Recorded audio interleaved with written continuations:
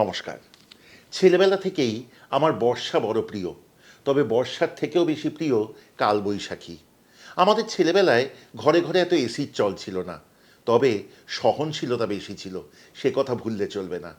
ছোটবেলায় সাধারণ দিনে স্কুল কলেজে ব্যস্ত থাকতাম, যাওয়া আসা নানান কাজের মধ্যে দিনটা কেটে যেত, গরমই লাগতো না। কেন বুঝতে পারি না আজকাল।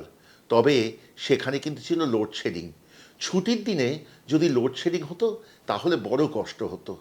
গ্রীষ্মের খরতাপে জ্বলে পুড়ে যাচ্ছে চারদিক, দুপুরবেলা সময় কাটতে চায় না, তার মধ্যে লোডশেডিংয়ে পাখা বন্ধ। সে যে কী দুর্বিষহ কষ্ট, মনে হতো এর চেয়ে স্কুলই অনেক ভালো। তারপর হঠাৎ করে এক কোণে জমতো একটু কালো মেঘ। ধীরে ধীরে বাতাস অন্যরকম হতে থাকতো।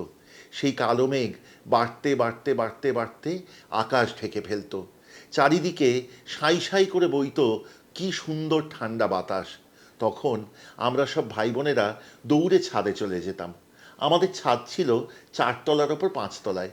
সে যে কি আনন্দ বলে বোঝাতে পারবো না। ধীরে ধীরে যেদিন শিলাবৃষ্টি হতো সেদিন মাথায় টপাটপ পড়তো শিল, আর আমরা হেসে গড়িয়ে পড়তাম। এরপর যখন কালবৈশাখী আসতো, প্রথমে সেই বাতাস প্রাণ ভরে নিতাম সারা শরীর জুড়ে। তারপর সেই আসতো বৃষ্টি। সেই বৃষ্টির 2-4 ফোঁটা যখন পড়তো, তার চেয়ে আরাম পৃথিবীতে বোধহয় খুব কম আছে। সেই স্মৃতি আজীবন বহন করে বেড়াবো। আজকাল যখন বয়স হচ্ছে, তখন কালবৈশাখী তো তেমনই ভালো লাগে, তবে মনের মধ্যে একটি কাঁটা খচখচ করে। তা হলো কালবৈশাখীর বড় শত্রু হলো আম। সেই জন্য কালবৈশাখী আসলেই মনে হয় যে আম তো সব পড়ে যাবে। তবে এবছর চৈত্রের মাঝামাঝি হয়ে গেছে, কালবৈশাখী কম, সহনশীলতা কমেছে, শরীরে মনে চারিপাশে আরামও বৃদ্ধি হয়েছে। কাজেই গরমের খরতাপ তেমনভাবে লাগে না। তবে আমের কাঁটা তেমনভাবেই কিন্তু খচখচ করে মনের ভেতর। কালবৈশাখী কম, বাজারে আম ভরে উঠেছে। সেই দৃশ্য দেখলে মনও আনন্দে ভরে ওঠে। লস্ট ইন রেড রেসিপিসে যে সহজ সুন্দর সুস্বাদু মুরগির রান্নার সিরিজ চলছে, আজ তার শেষ পর্ব। আনছি আমার মায়ের হাতের এটি অতি সুস্বাদু রান্না, আম মুরগি। চলুন শিখি।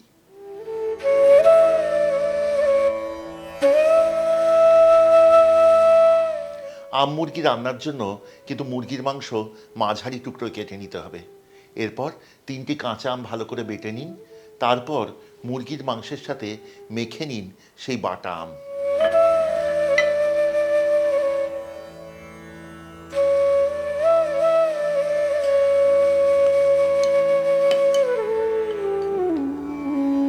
এবার কড়াই আঁচে বসিয়ে ঢেলে দিন খানিকটা সর্ষের তেল।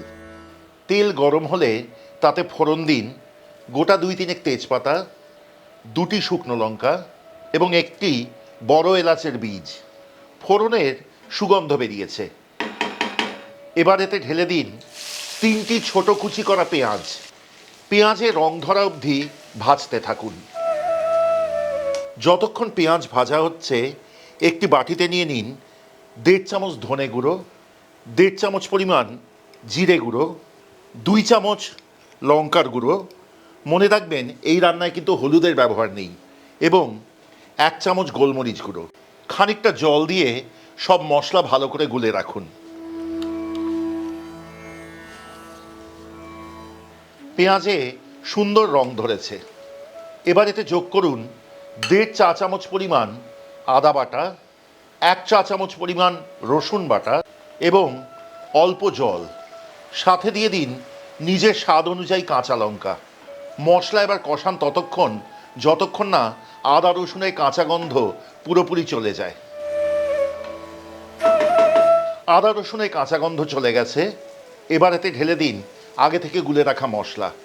কষান ততক্ষণ যতক্ষণ না মশলা ভালো করে ভাজা হয়ে তেল ছেড়ে দেয়। মশলা খুব সুন্দরভাবে কষানো হয়েছে। এবার এতে ঢেলে দিন আগে থেকে আমবাটা দিয়ে মেখে রাখা মুরগির টুকরোগুলি। রান্নাটি এবার ভালো করে কষান পরবর্তী মিনিট 7-8। গরমের দিনে বাজারে কাঁচা আম থাকতে থাকতে একদিন কিন্তু এই রান্নাটি করে দেখতেই হবে। এত সুস্বাদু মুরগি রান্না সত্যিই খুব কম খেয়েছেন, এ কথা হলফ করে বলতে পারি। এবং রান্নাটি অতীব সহজ। কেমন লাগছে আজকের পর্বটি আমাদের কমেন্টে লিখে পাঠান। যদি ভালো লাগে তাহলে অবশ্যই শেয়ার করতে ভুলবেন না নিজের প্রিয়জনদের সাথে।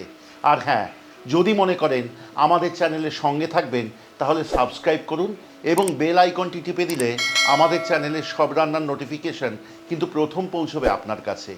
যদি আমাদের যোগাযোগ করতে চান, যদি আপনার ভাড়ারে থাকে এমন সুন্দর রান্না তার সাথে গল্প, তাহলে আমাদের যোগাযোগের নম্বর রাখা রইল। কলকাতার নম্বর 6291834357। সকাল 11টা থেকে সন্ধ্যে 7টার মধ্যে সোম থেকে শনিবার আমাদের স্বচ্ছন্দে যোগাযোগ করুন। আমরা কিন্তু অপেক্ষায় থাকব। 7-8 মিনিটের মাথায় দেখবেন রান্নাটির ধার দিয়ে তেল ছাড়তে শুরু করেছে। এইবার রান্নাটিতে যোগ করুন স্বাদ অনুযায়ী নুন এবং ভালো করে মিশিয়ে নিয়ে রান্নাটি যোগ করুন চিনি। চিনি যোগ করার সময় কিন্তু সবাইকে বলবো আগে একবার চেখে দেখে নেবেন কাঁচা আম কতটা টক। যদি একটু বেশি টক হয় তবে অল্প বেশি চিনি দেবেন, আর যদি কম টক হয় তাহলে চিনি অল্প দিলেই চলবে। আমি এখানে যোগ করেছি 1.5 টেবিল চামচ পরিমাণ। রান্নাটি আমি চেখে দেখলাম টক একটু বেশি মনে হয়েছে, তাই আমি আরেকটু চিনি যোগ করলাম। এবার রান্নাটি ভালো করে মিশিয়ে নিন।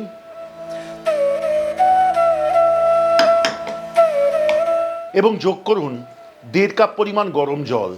ভালো করে মিশিয়ে নিয়ে রান্নাটি ঢাকা দিন পরবর্তী 7-8 মিনিটের জন্য, যতক্ষণ না মুরগি সুসিদ্ধ হয়। রান্নাটি যতক্ষণ ঢাকা দিয়ে হচ্ছে মাঝে মধ্যে ঢাকা খুলে একটু নেড়ে নেবেন।